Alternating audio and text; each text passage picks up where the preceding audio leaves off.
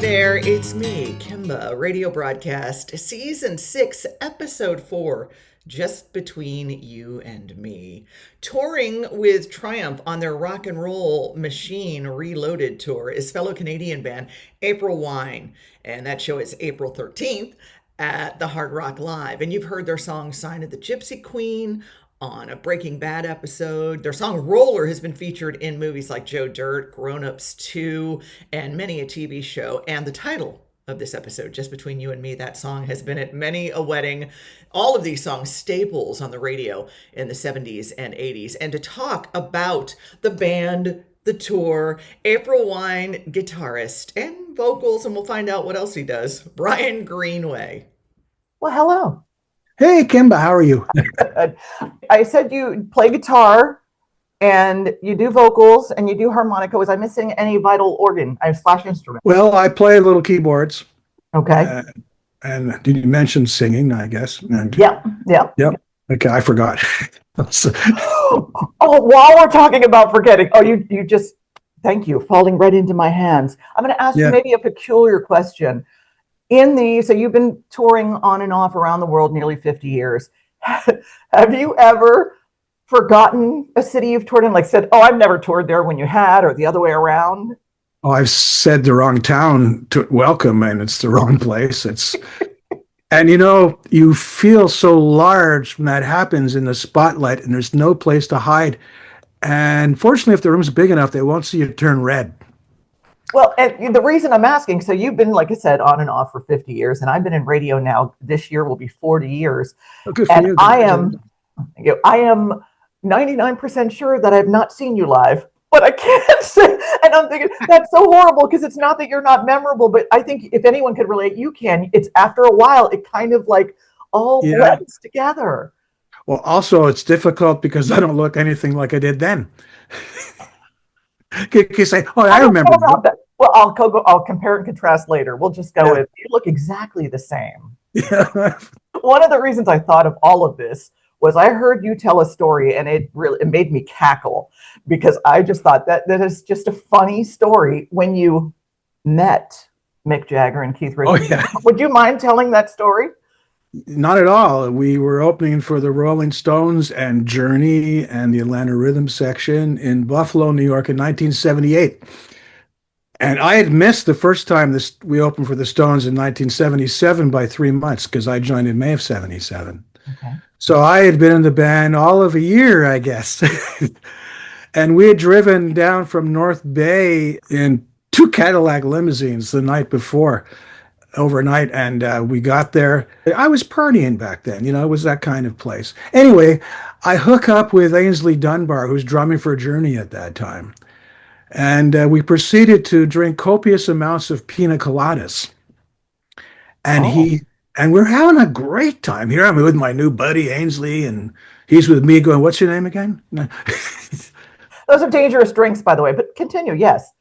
So he says, let's go down to catering. And have you ever met Keith or Mick before? I said, no. He says, well, let's go down and meet them. So I remember walking into the room, and I remember walking up to the table and seeing them.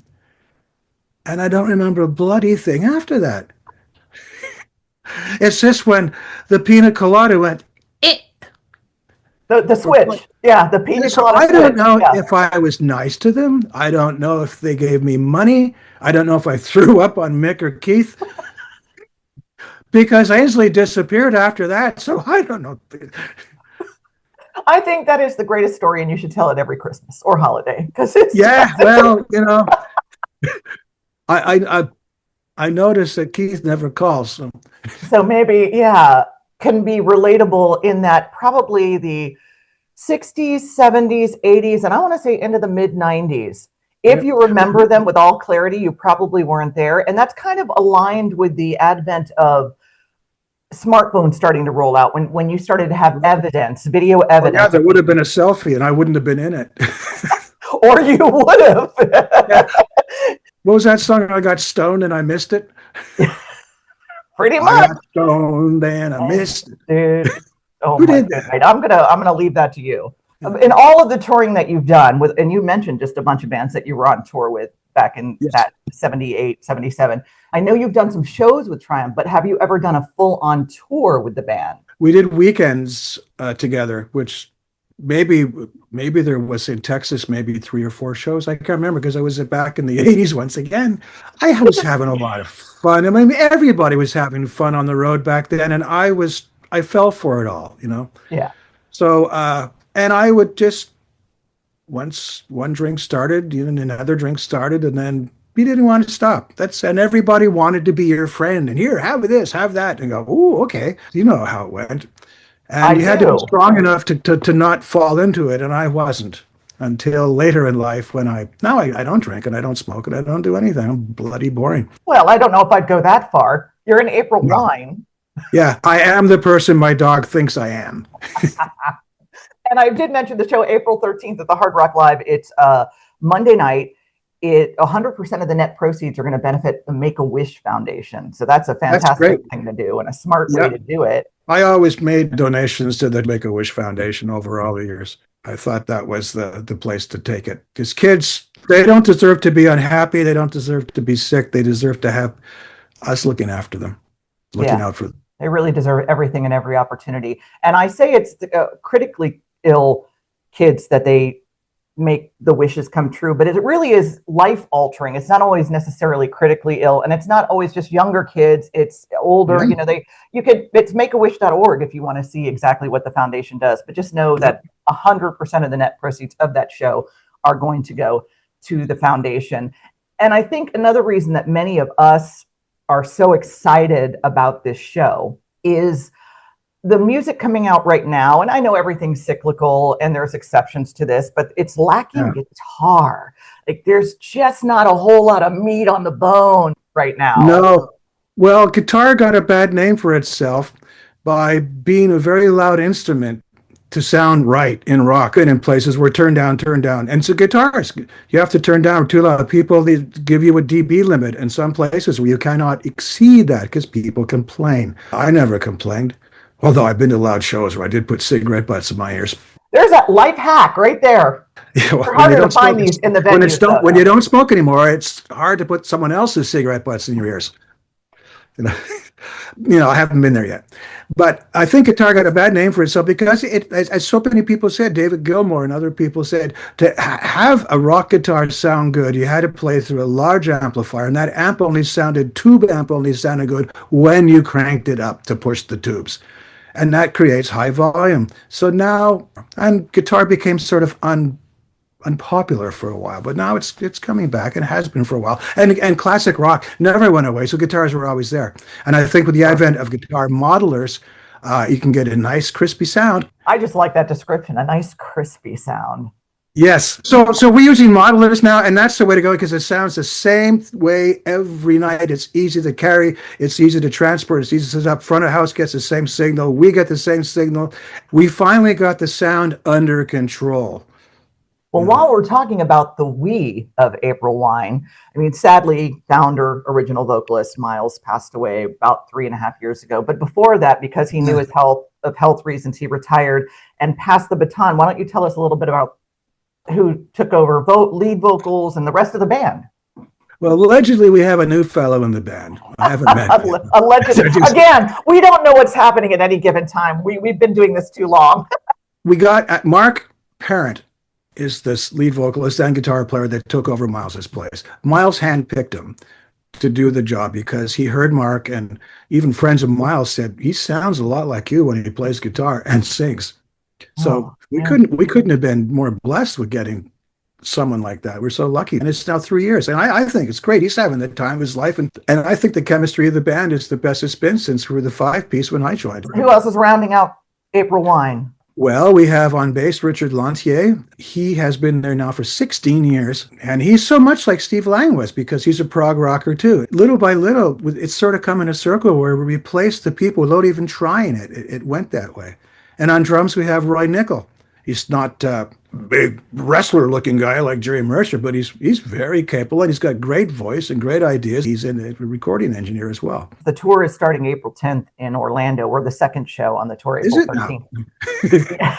Coming up! I better Before you leave know now. it, are you in rehearsals I gotta now? How catch does my that work? flight. Yeah, I've got to go. I'm biking there because, Yeah, it's hitchhiking. what are your preparations right now? Are you in rehearsals now? Do you have to rehearse? Have you been doing it? You just go, just plug it in. We'll go. No, we haven't been rehearsing for this because last year we did 67 shows. We were Uh-huh. opening for BTO, we were opening for Uriah Heep in England and Europe last spring and last fall, and we just finished doing 8 shows in February. So we're rehearsed. We've got the drill down. We know what we're doing and we know what songs are in the show. So it's gonna we'll dust it off with the first after 4 weeks not playing it, but it comes back quick. I mean, if you want to tell me what some of the songs you're doing, that's all right. I'm all right with that. But we're doing Stairway to Heaven, Free Bird. Free Bird. Yeah, yeah. The long version. Of course. I'm doing Just Between You and Me, Rock and Roll's a Vicious Game, Roller, Gypsy Queen, Sign the Gypsy Queen, Ooh, What a Night, I Like to Rock, Wow. Enough is Enough. When I first joined the band, it was difficult putting the songs together with the titles. So we started a song of what song's in it. Fans are going to hear the songs they want to. Yeah, you got to play what the audience wants you to hear, and you got to play it like the record. I mean, if we're a band like Tedeschi Trucks, we could afford to go off in little jams here and there, and I would love to be able to do that, but we can't because the songs aren't that. Right. Whereas I love to see Derek go off and do his stuff, and the whole band. It's one of my favorite bands. That and Little Feat. Funny act from what I play, but that's what I like.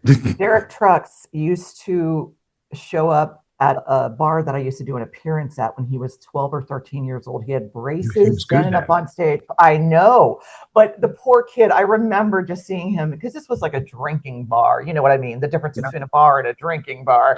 And, I know. Everyone was coming up to him to praise him, but in that kind of, you're the great, and he's a little kid, but boy, he's done pretty well for himself, actually. He's like Jeff Beck. Nobody can be like him. He's got his own style that you cannot emulate. They both sound like vocals. You're singing it, I want to talk about the tweener, the in between the April 10th and April 13th dates, because it's Orlando on the 10th, Hollywood on the 13th. So you've got theme parks in one, and you've got beaches on the other, and you've got the weekend in between. And I just spoke to Gil from Triumph. Yeah. I know you know where he's from, but I'm just clarifying, the drummer from Triumph. And I said, are you going to do theme parks? Or are you going to do beaches? And he said, golf. Yeah, there you go. He's a golfer. He's a good golfer. I played with him once. What would Unfortunately, it was a hurricane came in. Literally, a hurricane came through Toronto, and it was kind of the last few holes were kind of like in Caddyshack. Hurricane, but we're going to still play through. Well, I was trying to, but it was the hole was full of water and it was driving rain, and we couldn't leave because of the wind and rain. It was so bizarre, but yeah, I can identify with Caddyshack. I don't think the heavy stuff's going to come down for a while yet, Reverend. And that's even funnier is that where they filmed it right down the street. No kidding, yeah. Here, the Rolling Hills Country Club in Davie. So it's not far away. I don't think I'll be playing golf because I don't like rentals.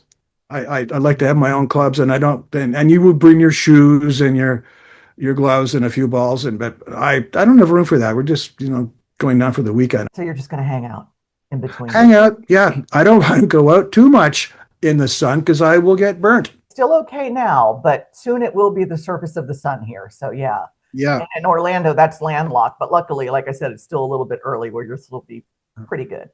I went out in Arizona into Tucson once, and it was early spring, and I got really badly burnt, and flying home. So, you can't move. Oh, we've all been there. I was crispy. Yes, like your guitar. Yeah. Oh my goodness. Well, this has been just a treat to talk to you. You're a writer. And you too, Kimba. And Bill Murray impressions. I mean, I wasn't expecting that, so that's like a bonus. Oh, you're welcome. Good thing we didn't get into, the Great White North, eh? You hoser. Wait, am I allowed to say that? Okay. Now I'm going to speak to anybody watching or listening.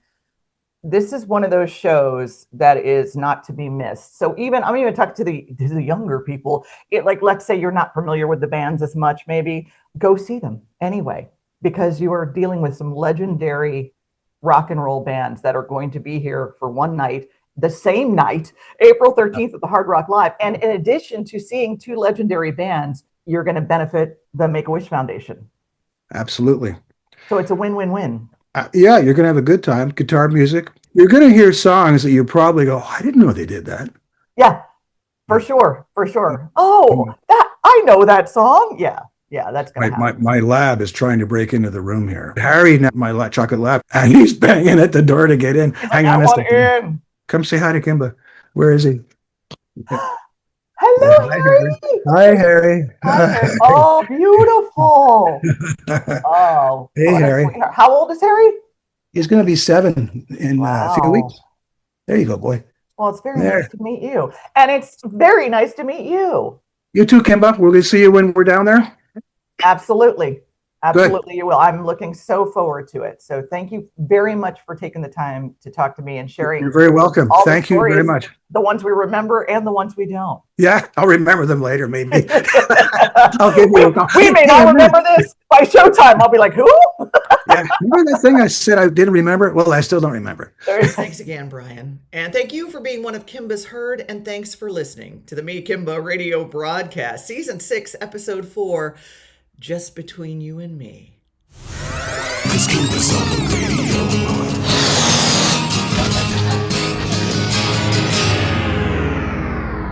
Kimba!